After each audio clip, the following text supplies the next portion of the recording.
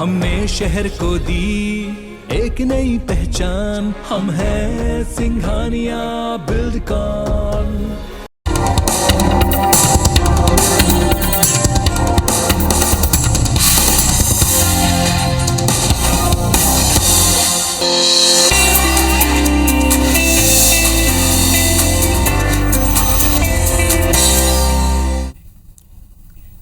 नमस्कार, बहुत स्वागत है आप सबका। मैं हूं पुनीत पाठक और आप देख रहे हैं हेल्थ से जुड़ा हमारा खास कार्यक्रम हेल्थ गुरु। शुगर को नियंत्रण में करने के लिए कई तरह के अनुसंधान और उपचार अब तक सामने आए, लेकिन फिर भी शुगर के मरीजों की संख्या दिन ब दिन बढ़ी है, ये एक फैक्ट है। शुगर हार्ट पेशेंट्स के लिए या हार्ट की बीमारियों के लिए एक मुख्य वजह मानी जाती, और इस वजह से भारत में हार्ट से जुड़ी बीमारियां दिनों दिन बढ़ते हम पा रहे हैं। आज हम अपने इस खास कार्यक्रम के जरिए शुगर की समस्या और माधव बाग, जो कि एक डेडिकेटेड क्लिनिक है हार्ट पेशेंट्स के लिए, तो माधव बाग के सीडीसी टेक्निक के बारे में जानेंगे। साथ ही ये भी जानेंगे कि शुगर के मरीजों को लाभ किस तरह से होता है। तो चलिए कार्यक्रम की शुरुआत करते हैं।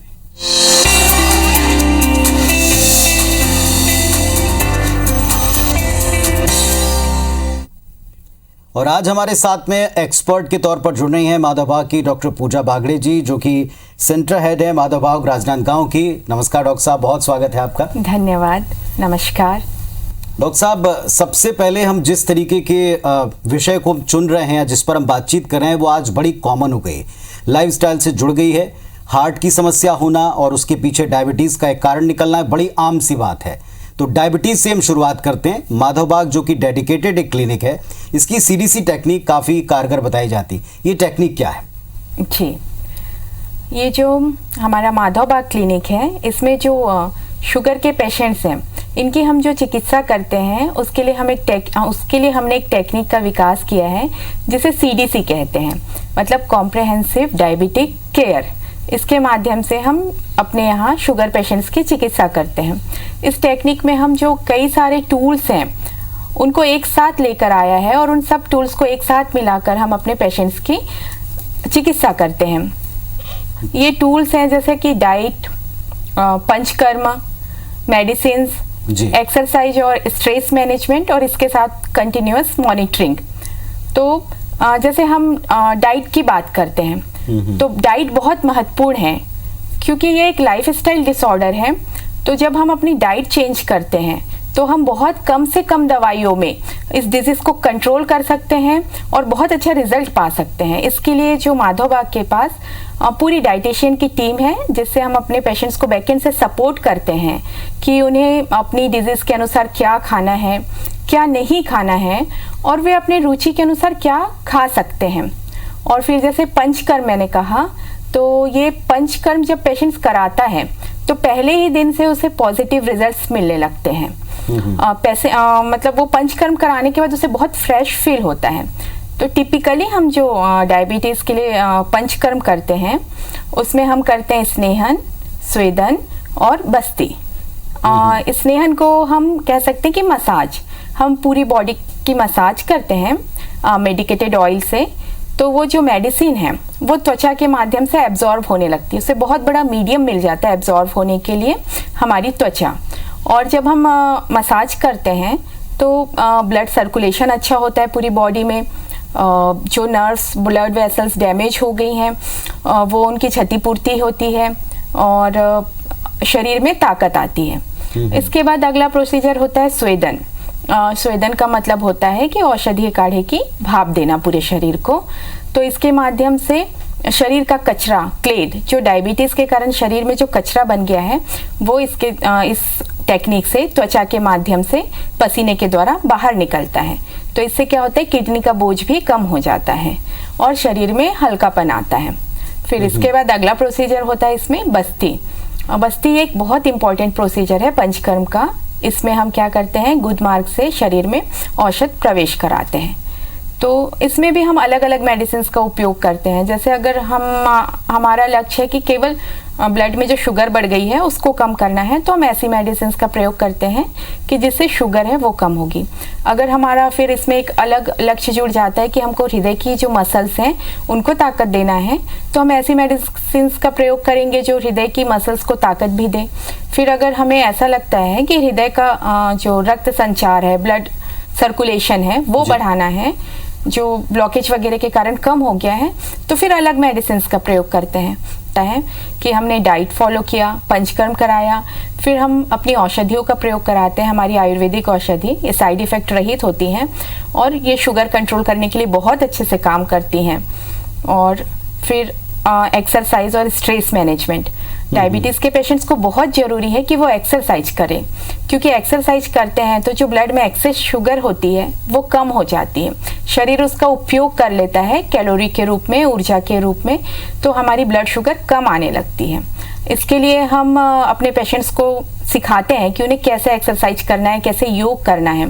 इसके लिए हमारे यहाँ सेशंस चलते हैं, कस्टमाइज केयर प्लान्स, वो एक्सरसाइज के सेशंस होते हैं कि आप अपने रोग के अनुसार आपको अपने रोग में किस तरीके की एक्सरसाइज करना चाहिए, कौन से योगासन करना चाहिए। तो इसके लिए भी हमारे पास एक बहुत अच्छा टूल है जिसे हम कहते हैं MIB पल्स ऐप। इसमें क्या होता है, आपको एक्सरसाइज के आपके सेशंस चलेंगे, इसमें आप अपने वाइटल्स हैं इनकी एंट्री कर सकते हैं, मतलब आपका डेली का ब्लड शुगर क्या आ रहा है, BP कैसा है, कितना है, आपके एब्डोमिनल गर्द कितनी है, ऑक्सीजन लेवल क्या है, ये आप रेगुलर इसमें दिन प्रतिदिन का आप एंट्री करते हैं और जो हमारे डॉक्टर्स हैं उसे देखते हैं, उसके अनुसार फिर आपको सलाह देते हैं कि आगे आपको क्या करना है, या अगर कुछ अच्छा आ रहा है तो बहुत अच्छी बात है, अगर कुछ गड़बड़ आ रहा है तो उसमें हम क्या सुधार कर सकते हैं, ये आपको तुरंत ही उसमें सलाह मिल जाती है।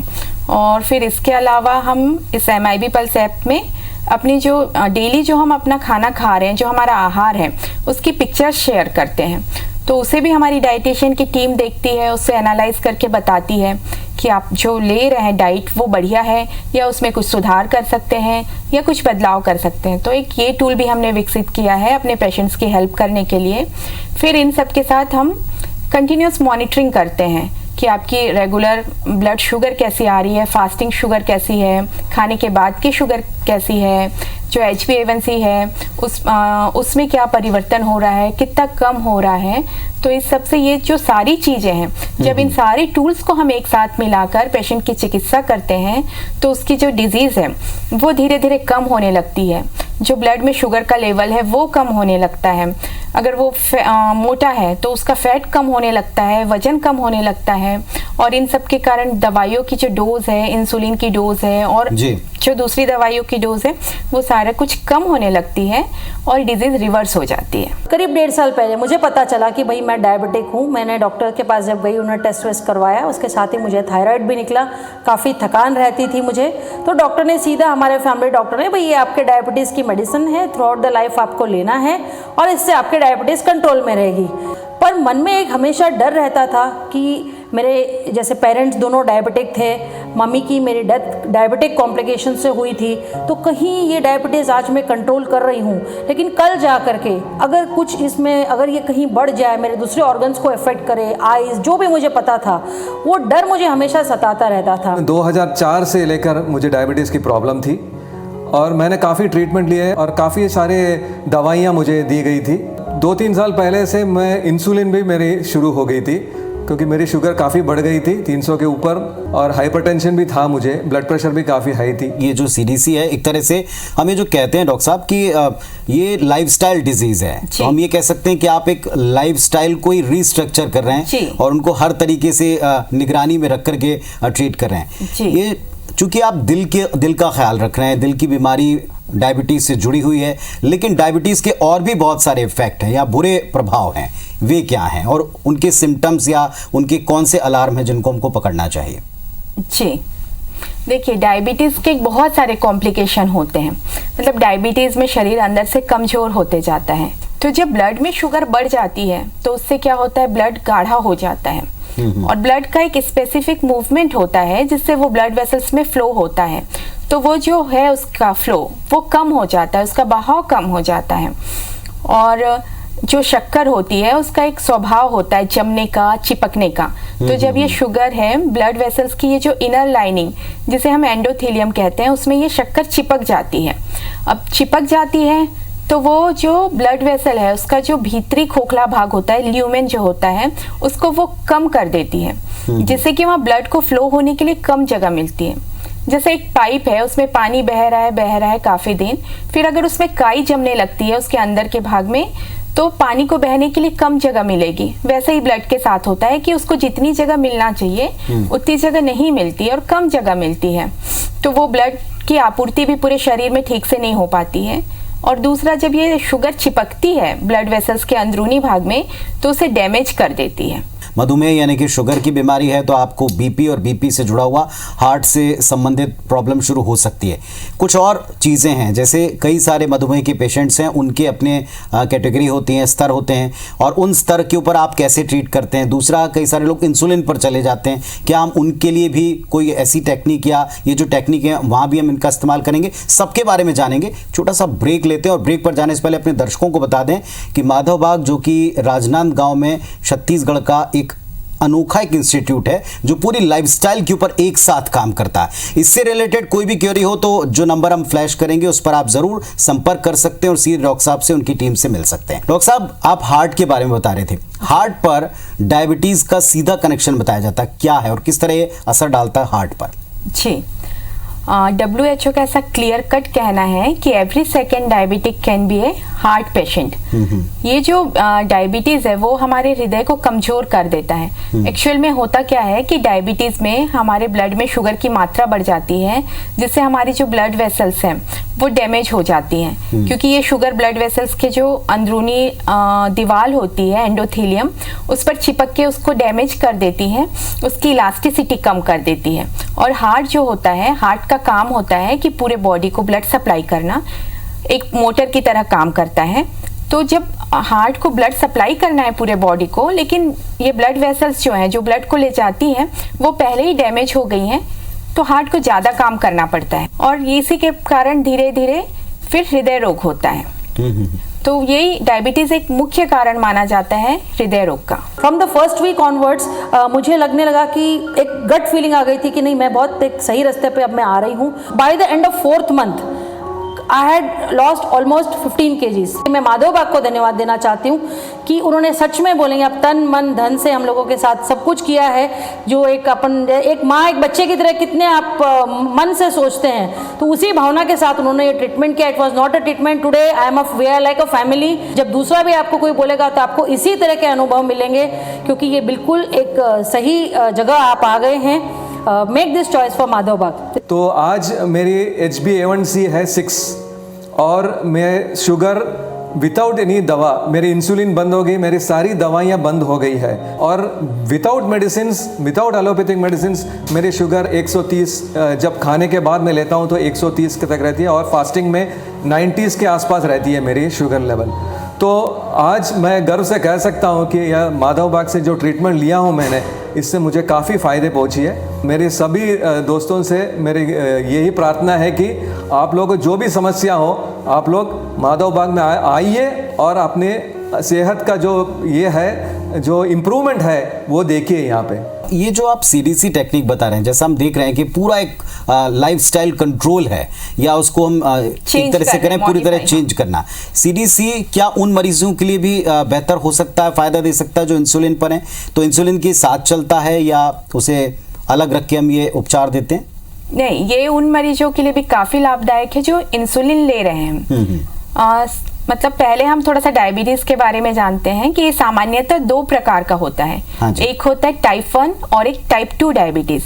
तो ये जो टाइप 1 वाले पेशेंट होते हैं, इनके शरीर में इंसुलिन बनता ही नहीं है या बहुत कम बनता है, तो उनकी जो डिजीज है उसको कंट्रोल करने के लिए, उनकी शुगर को कंट्रोल करने के लिए इंसुलिन देना ही पड़ता है, क्योंकि ये दवाइयों से कंट्रोल नहीं हो पाती। लेकिन जो टाइप 2 डायबिटीज के पेशेंट हैं, इनके शरीर में इंसुलिन बनता है, लेकिन कई बार पहले इनकी जो डिजीज है वो दवाइयों से कंट्रोल हो भी जाती है, लेकिन बाद में जैसे जैसे पुरानी होती है, क्रॉनिसिटी बढ़ती है, तो इन्हें फिर इंसुलिन देने की आवश्यकता आती है।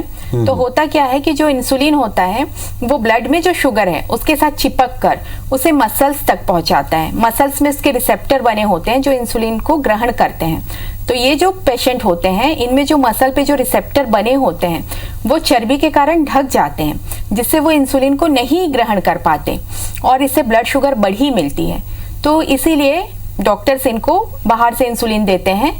लेकिन माधवबाग में क्या होता है कि हम उनकी डाइट चेंज करते हैं, लाइफ स्टाइल चेंज करते हैं। जैसे हमारा जो डाइट किट है, इसका प्रयोग जब ये पेशेंट शुरू करते हैं तो उनका फैट कम होने लगता है, अंदरूनी अंग पे जो चर्बी जम गई है वो कम होने लगती है। तो इसके कारण उनकी शुगर पहले ही दिन से कम आने लगती है और फिर धीरे धीरे जब बाकी ट्रीटमेंट होता है, पंचकर्म होता है, दवाइयाँ चलती हैं, तो शुगर धीरे धीरे कम हो जाती है और फिर धीरे से इंसुलिन की डोज भी कम हो जाती है उसके हिसाब से, और फिर थोड़े समय बाद इंसुलिन बंद हो जाती है। तो ये काफी लाभदायक है जिन्हें इंसुलिन चल रहा है उनके लिए भी और जिन्हें नहीं चालू है उनके लिए भी। चलिए, तो ये बड़ी अच्छी बात आपने बताई कि जिनको आगे तक भी बीमारी बढ़ गई है वहाँ भी आप इसका इस्तेमाल कर सकते हैं। जैसा आपने खुद ही बताया कि जो CDC है इसमें पहला पॉइंट आहार से रिलेटेड है और इसके लिए आप एक डाइट बॉक्स प्रोवाइड करते हैं अपने सेंटर में। ये डाइट बॉक्स क्या है, इसके बारे में बताएं, कब तक लेना पड़ता है, इसके बाद में क्या और किस तरह की डाइट फॉलो करनी होती है? जी, क्योंकि डायबिटीज एक लाइफ स्टाइल डिजीज है, तो जब हम अपने लाइफ स्टाइल को चेंज करते हैं तो हम बिल्कुल अपनी डायबिटीज के जो जड़ है, जो उसका मूल कारण है, उस पर काम करते हैं। तो जैसे अब हमें डिजीज है, हम पचा नहीं पा रहे हैं कार्बोहाइड्रेट, शुगर नहीं पचा पा रहे हैं, फिर भी हम नॉर्मली कार्बोहाइड्रेट रिच डाइट लेंगे, तो ये तो अच्छी बात नहीं है। इससे तो फिर ब्लड शुगर बढ़ती जाएगी। तो इस स्थिति से निपटने के लिए माधव बाग ने एक डाइट बनाई है, प्रमेह डाइट। इस एक डाइट बॉक्स में पेशेंट के 4 सप्ताह का खाना होता है और इस डाइट की संरचना इस प्रकार की गई है कि पेशेंट के शरीर में लो कार्बोहाइड्रेट डाइट पहुंचे, लो कैलोरी, लो ग्लाइसेमिक इंडेक्स वाली डाइट पहुंचे और ऐसी डाइट पहुंचे कि उसके शरीर में हीलिंग की प्रक्रिया तेज हो।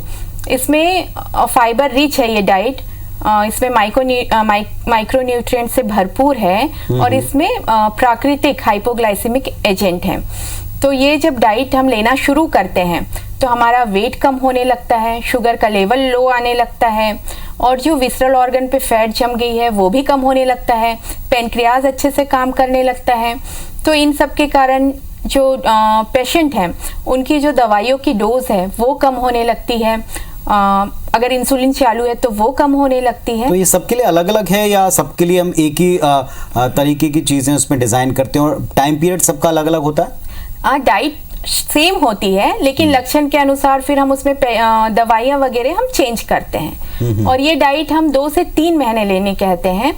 फिर 2 से 3 महीने के बाद जब हमें लगता है कि काफ़ी बेहतर परिणाम आ चुका है तो हम ये डाइट बॉक्स बंद कर देते हैं और फिर आपको एक डाइट चार्ट बना के देते हैं कि आप अपने घरेलू स्तर पर अपने जो रोजमर्रा का जो हमारा राशन है उसका प्रयोग करके कैसे आप स्वस्थ रह सकें। चलिए, बहुत अच्छी बात आपने बताई कि न केवल डाइट बॉक्स के साथ बल्कि उसके बाद भी बहुत सारे लोग हैं जिनको बीपी है, कोलेस्ट्रॉल है, छाती में दर्द, सांस फूलना, बहुत सारे प्रॉब्लम्स हैं, उनके लिए भी क्या ये टेक्निक कारगर है? जी हाँ, माधव बाकी जो चिकित्सा है सारे इन जो आपने पेशेंट्स के हैं सबके लिए लाभदायक है। बस उसमें थोड़ा सा हमारा ट्रीटमेंट चेंज हो जाता है, पंचकर्म चेंज हो जाता है, दवाइयाँ चेंज हो जाती हैं। जैसे बीपी के लिए हम हमारे यहाँ हाइपरटेंशन मैनेजमेंट प्रोग्राम है, तो इसमें हम पंचसूत्र अपनाते हैं। तो इसमें हमारा पहला ध्येय होता है कि जो ब्लड वेसल्स हैं उनको लचीला बनाना। उसके लिए हम जो पंचकर्म करते हैं उसमें हम स्नेहन, श्वेदन और शिरोधारा का प्रयोग करते हैं।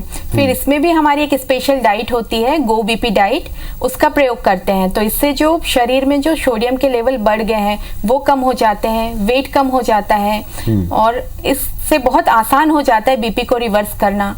फिर तनाव भी एक बहुत महत्वपूर्ण कारण है बीपी का, तो इसके लिए हमारे यहाँ स्पेशल योग के सेशंस चलते हैं। जैसे आप सब जानते हैं कि योग काफ़ी फायदेमंद है स्ट्रेस कम करने में, हार्ट जो हृदय की जो धड़कन बढ़ गई है उसे कम करने में, ब्लड सर्कुलेशन बढ़ाने में। तो ये सब सारी चीज़ें हैं। फिर हमारे यहाँ की दवाइयाँ हैं साइड इफेक्ट रहित, उनका प्रयोग करते हैं। तो इन सबको जब अब एक साथ प्रयोग करते हैं तो बीपी भी ठीक कर सकते हैं। और हृदय रोग के लिए तो हमारे यहाँ संपूर्ण हृदय शुद्धिकरण जो चिकित्सा है वो काफ़ी फायदेमंद है ही। तो जी, एक बहुत सारे लोग ये कंप्लेंट करते हैं कि हम इंसुलिन भी लेते हैं, काफ़ी हद तक अपनी चीज़ें कंट्रोल भी करते हैं, फिर भी मधुमेह पूरी तरह नियंत्रण में नहीं रहता। तो क्या हमारा ये जो CDC है उनको पूरी तरह से क्योर कर सकता है? हार्ट डिसीज़ की तरफ जो लोग बढ़ रहे हैं उनके अलार्म्स वो भी क्या आपके पास आ सकते हैं? जी, जैसे कई लोगों का कहना है कि हमने थोड़ा सा अपने डाइट में भी चेंज किया, फिर भी हम अभी अपनी शुगर कंट्रोल नहीं कर पा रहे हैं, तो ये जो डायबिटीज़ है उसमें आपको बहुत सारी चीज़ों पे काम करना है। एक तो आपको अपना आहार चेंज करना है, फिर उसके साथ एक्सरसाइज शुरू करना है, क्योंकि ये जो डायबिटीज़ का मूल कारण क्या हुआ है, मूल कारण क्या है, आपकी जो आरामदायक लाइफ स्टाइल है उसके कारण ये डायबिटीज़ हुई है। तो जब आप आहार चेंज करेंगे, थोड़ा सा अपने फिजिकल एक्टिविटी शुरू करेंगे, चिकित्सा कराएंगे, पंचकर्म कराएंगे, तो जरूर ही आपकी ये जो डायबिटीज़ है कंट्रोल में आएगी। बल्कि हमारे यहाँ आएंगे तो ये तो रिवर्स ही हो जाएगी। चलिए, तो एक बहुत अच्छी तरीके से बात समझ लेने की है कि आज की लाइफस्टाइल में स्ट्रेस भी है, खाने का नियंत्रण पूरी तरह से रह नहीं पाता, तो ऐसी बीमारियां आपको जकड़ सकती हैं। बेहतर है कि लाइफस्टाइल में आज से सुधार करें, और जिनको भी शुगर की बीमारी है या जिनको भी हार्ट की तरफ कोई भी ऐसे इंडिकेशंस मिलते हैं कि जो हार्ट डिजीज़ की तरफ ले जाते हैं आपको, तो आपके लिए माधव बाग एक ऐसी संस्था है जहां पहुंचकर आप CDC अपना करके और यहां से परामर्श लेकर के पूरी तरह इससे निजात पा सकते हैं। कितना समय लगेगा, इसके लिए आपको टीम से मिलना पड़ेगा। सारी डिटेल आपकी टेलीविजन स्क्रीन पर हैं। बहुत बहुत धन्यवाद आपका डॉक्टर साहब, इतनी महत्वपूर्ण जानकारियां देने के लिए, अपने सेंटर के बारे में बताने के लिए धन्यवाद। तो आज हेल्थ गुरु में बस इतना ही। आप स्वस्थ रहें, यही इस कार्यक्रम का मकसद है। फिर एक नए एक्सपर्ट के साथ, एक नए विषय के साथ आपसे जुड़ेंगे। धन्यवाद, नमस्कार।